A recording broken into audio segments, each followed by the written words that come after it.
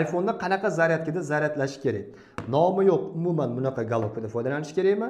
Yoki bunaqa golovkadan Samsung golovkasidan foydalanish kerakmi? Yoki Apple o'zini original golovkasidan foydalanish kerakmi? Agarda siz umuman nomi yo'q golovkadan ishlatadigan bo'lsangiz, yo'mkisingiz mana shunaqa holatga keladi. 78 yo'mkisga tushib ketadi. Bu juda ham yomon natija.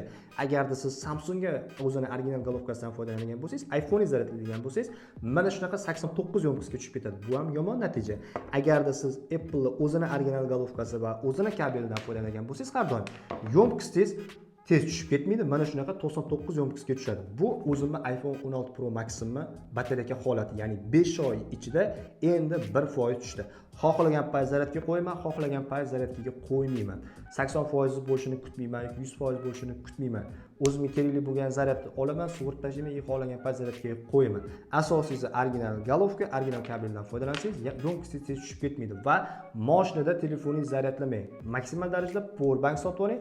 Powerbankda moshinaga tashab qo'ying powerbankni va powerbank orqali iPhone'ni zaryadlab yursangiz, yo'mkisingiz ham o'shanda tez tushib ketmaydi. Foydali bo'lgan bo'lsa, like bosib qo'ying. Mana shu videoni iPhonechi do'stingizga jo'natib qo'yinglar va menga obuna bo'lish esdan chiqmasin. Har doim Apple o'zini original golovka va o'zini kabeldan foydalaning. Bunaqa golovkalarni unuting.